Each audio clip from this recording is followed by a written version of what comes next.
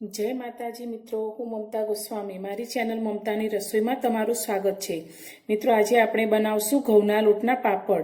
आ पापड़ बनाववा माटे आपणे पापड़ खारनो उपयोग कर्या वगर ज बनावशुं अने साथे आपणे बे मसाला उमेरीशुं जेथी आपणे पापड़ एकदम टेस्टी खावामां तैयार थशे। तो आ पापड़ बनाववा माटे अत्यारे मैं घऊनो झीणो लोट लीधो छे, जे आपणे रोटली बनाववा माटे वापरीए छीए। ते ज आ लोटनी साथे आपणे बीजा कोई लोटनो उपयोग नथी करवानो। अंदर चोखानो के मैदानो कोई लोट अंदर एड नथी करवानो। आपणे एकला घऊना लोटमांथी ज बनावशुं अने परफेक्ट माप साथे बनावशुं। तो अत्यारे पापड़ बनाववा माटे मैं एक मोटो वाटको अने वजनमां 1 किलो घऊनो झीणो लोट चाळीने लई लीधो छे। આપણે જે વાસણ ભરીને લોટ લીધો છે તે જ વાસણના માપ પ્રમાણે આપણે પાણી લેવાનું છે। તો 1 વાટકો લોટ લીધો છે તો 1 વાટકો આપણે પાણી લીધું છે। તો આ માપ આપણું પાપડ બનાવવા માટેનું પરફેક્ટ છે। તો હવે આ પાણી આપણે એક મોટા વાસણમાં લઈશું। ગેસ પર આપણે એક મોટું તપેલું મૂક્યું છે। તો તેની અંદર આપણે જે 1 વાટકો ભરીને પાણી લીધું છે તે રેડીશું અને ગેસ ચાલુ કરી અને આ પાણીને આપણે 5 મિનિટ માટે ગરમ થવા દઈશું।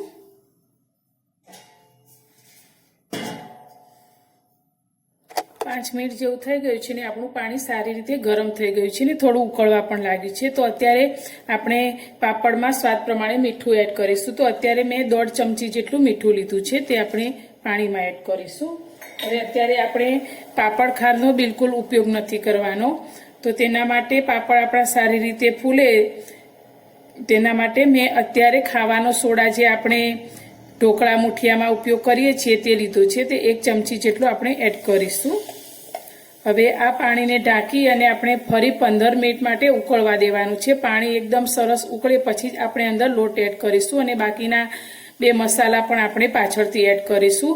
तो तमने मारी आ पापड़ बनाववानी रेसिपी पसंद आवे तो विडियोने लाइक जरूरथी करजो અને ચેનલ પર નવા છો તો ચેનલને સબસ્ક્રાઇબ કરવાનું બિલકુલ ભૂલતા નહીં। તો તમે આ રીતે પાપડ એકલા હાથે પણ બનાવી શકશો। તમે બીજા કોઈ વ્યક્તિનો સાથે રાખ્યા વગર જ પણ આ પાપડ તમે બનાવી શકો છો। તો હવે આપણે આ પાણીને 15 મિનિટ માટે સારી રીતે ઉકળવા દઈશું। 15 મિનિટ જેટલો સમય થઈ ગયો છે ને આપણું પાણી એકદમ સરસ રીતે ઉકળી ગયું છે। તો હવે આપણે આની અંદર મસાલા એડ કરવાના છે। તો અત્યારે મેં 3 લીલા તીખા મરચાંને એકદમ ઝીણા ક્રશ કરી લીધા છે તે આપણે આ પાણીની અંદર એડ કરીશું। તમે આ સિવાય મરચું એડ કર્યા સિવાય પણ આ પાપડ બનાવી શકો છો। અને સાથે મેં 1 નાની ચમચી અજમો લીધો છે તે આપણે પાણીમાં એડ કરીશું। અને છેલ્લે આપણે કસૂરી મેથી લીધી છે જે આપણે લીલી મેથીને સૂકવીને બનાવેલી છે તે 2 ચમચી જેટલી આપણે આ પાણીમાં એડ કરીશું। તો આ 3 મસાલા એડ કરવાથી આપણા પાપડ એકદમ સરસ ટેસ્ટી બનશે। જેવા આપણે ખાખરા મેથીના બનાવીએ છીએ તેટલા જ ટેસ્ટી આપણા આ પાપડ તૈયાર થશે। તમે આ મસાલા સિવાય પણ આ પાપડ બનાવી શકો છો। હવે 1 મિનિટ જેવું આ રીતે મસાલાને ઉકળવા દઈશું। तो आपणे आ पाणीने टोटल 20 मिनिट सुधी उकळवा देवानुं छे। पहेला आपणे 5 मिनिट माटे उकाळ्यो अने मीठुं नाख्या पछी फरी आपणे 15 मिनिट पाणीने उकाळ्युं छे। तो आ रीते आपणे 20 मिनिट जेटલું पाणीने उकाळवानुं छे पछी ज आपणे लोट एड करवानो छे। 1 मिनिट पछी पाणी सारी रीते उकळीने तमे जोई शको छो आ रीते उपर आववा लाग्युं छे। तो हवे आपणे गैसनी फ्लेम मीडियम करी दईशुं अने आपणे जे घऊनो झीणो लोट लीधो छे ते आपणे एक प्लेटनी मददथी थोड़ो थोड़ो अंदर एड करीशुं। आपणे एक साथे बधो ज लोट एड नथी करवानो। तो आ रीते थोड़ो लोट एड करी अने आपणे रोटली बनाववा माटे वापरीए छीए वेलण ते वेलण लईने आ रीते मिक्स करीशुं।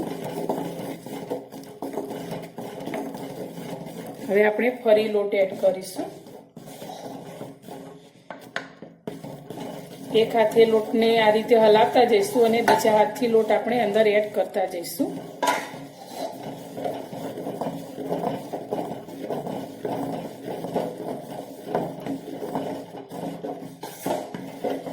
તો આ રીતે આપણે જેટલું પાણી લીધું છે તેટલો જ આપણો બધો જ લોટ એડ અંદર થઈ જશે। जो तमारो लोट वधारे होय अने पाणी ओछुं पड़े तो तमे गरम पाणी करीने थोड़ुं अंदर उमेरी शको छो अथवा पाणी जो वधारे थई गयुं होय तो तमे अंदर थोड़ो लोट पण एड करी शको छो। બે હાથે આપણે તપેલાને પકડી અને સારી રીતે લોટને મિક્સ કરીને આ રીતે સતત હલાવશું. આ સમયે આપણે ગેસની ફ્લેમ મીડિયમ જ રાખીશું.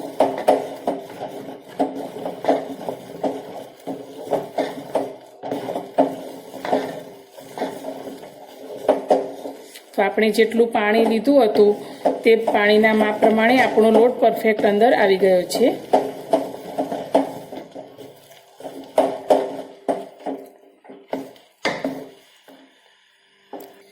લોટને આપણે પાણી સાથે સારી રીતે મિક્સ કરી લીધો છે.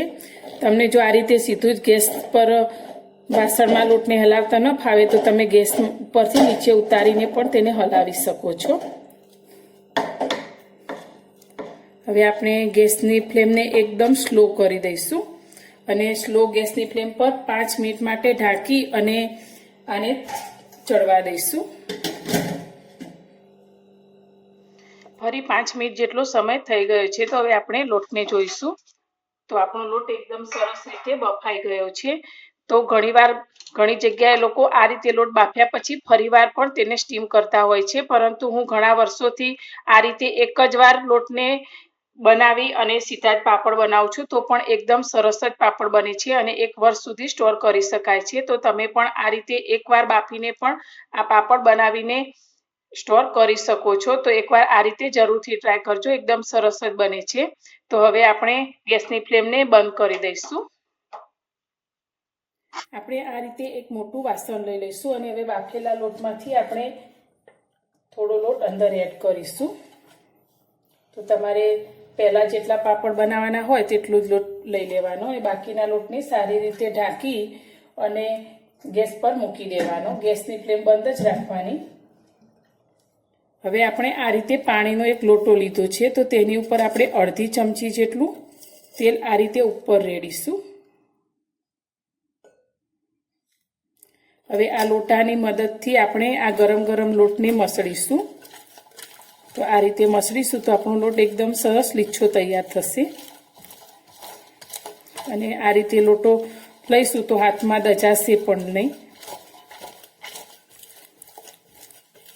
તો આ રીતે આપણે 1 થી 2 મિનિટ માટે સારી રીતે મસળી લઈશું.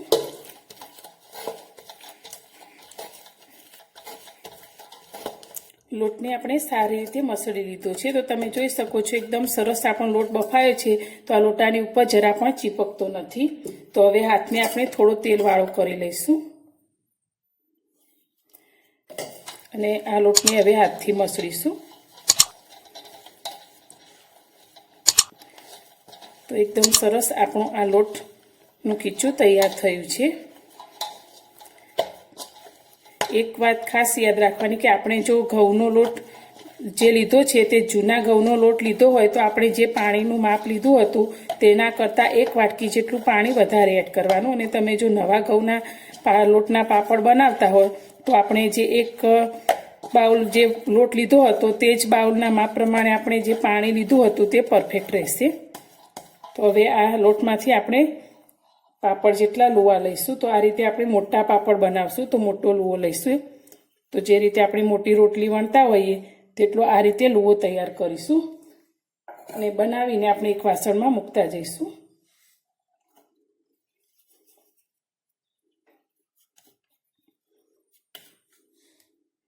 આ રીતે મેં મોટા બધા જ લુવા બનાવી લીધા છે. તો હવે આપણે રોટલી વણવાનો પાટલો લઈ લઈશું અને તેની ઉપર આ રીતે મેં પ્લાસ્ટિકની બેગને કાપીને લીધી છે.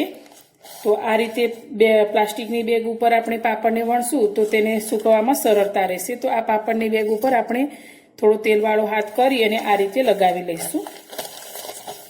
બંને સાઈડ આપણે આ રીતે લગાવશું.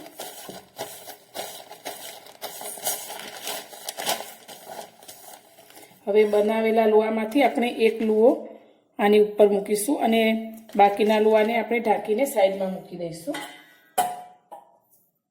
હવે બેગને આપણે આ રીતે ઊંધી કરી લઈશું અને તેની ઉપર આ રીતની પ્લેટને આપણે પહેલાં એકવાર થોડી પ્રેસ કરી લઈશું અને હવે આ રીતે વેલણની મદદથી આપણે પાપડ વણીશું. તો આ રીતે આપણે બેગને ફેરવતા જઈશું અને પાપડ વણીશું. તો એકદમ સરળતાથી આપણા પાપડ વણાઈ જશે અને જરા પણ ફાટશે પણ નહીં.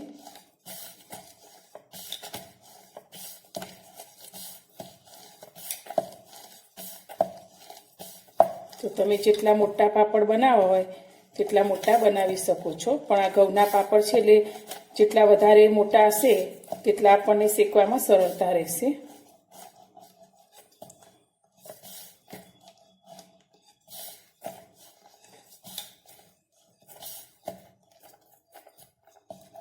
તો મેં આ રીતે એક મોટો પાપડ વણી લીધો છે। તમે જોઈ શકો છો આપણે રોટલી વણવાના જે પાટલો છે તેની સાઈઝનો મોટો પાપડ વણીને તૈયાર કરી લીધો છે અને એકદમ સરળતાથી આપણો એકદમ પાતળો આ પાપડ વણીને તૈયાર થયો છે। તો હવે આપણે તેને કપડા ઉપર સૂકવીશું। પાપડને સૂકવવા માટે આ રીતનું મેં કપડું પાથરી લીધું છે। તો હવે આપણે જે પાપડને વણીને તૈયાર કર્યો છે તેને આપણે આ કપડાની ઉપર લઈ લઈશું। તો આ રીતે આપણે બેગને ઊંધી કરી લઈશું।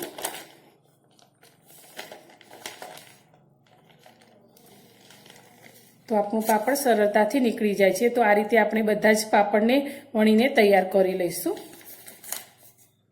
આપણે બનાવેલા બધા જ પાપડને આ રીતે ખાટલા ઉપર કપડું પાથરીને સૂકવી દીધા છે।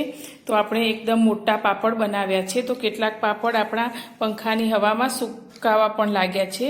તો હવે આપણે આ પાપડને સારી રીતે સુકાવા દઈશું।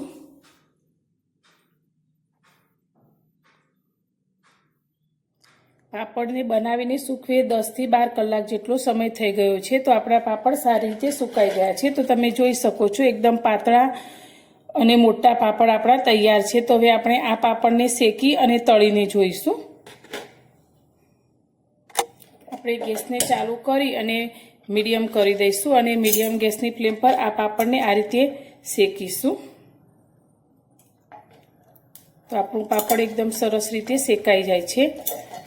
તો આ પાપડ ખાવામાં આપણો એકદમ જે રીતે આપણે ખાખરા બનાવીએ છીએ મેથીના તેવા ટેસ્ટ સાથેનો તૈયાર થાય છે। તો એકવાર તમે આ રીતે આ પાપડ બનાવીને શેકીને ખાશો તો તમારે ખાખરાની પણ જરૂર નહીં પડે અને ચા સાથે તો આ રીતે શેકેલા પાપડ એકદમ સરસ લાગે છે। જ્યારે ચોમાસાની ઋતુ હોય ત્યારે તમે આ રીતે પાપડ બનાવીને રાખ્યા હશે તો ચા સાથે ખાવાની ખૂબ જ મજા આવશે। તો આપણો આ શેકેલો પાપડ તૈયાર છે। તો હવે આપણે તેને તળીને પણ જોઈશું। આપણે ગેસ પર કડાઈમાં તેલને ગરમ કરવા મૂકી દીધું છે। તો તેલ આપણું ગરમ થઈ ગયું છે। તો હવે બનાવેલા પાપડને આપણે તેલની અંદર લઈશું।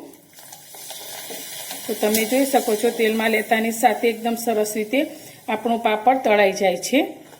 તો આપણે આમાં પાપડ ખાંડનો બિલકુલ ઉપયોગ નથી કર્યો, છતાં આપણા પાપડ એકદમ સરસ રીતે તળાઈને ફૂલી જાય છે। તો આ રીતે આપણે બનાવેલા પાપડમાંથી થોડા પાપડને તળી લઈશું।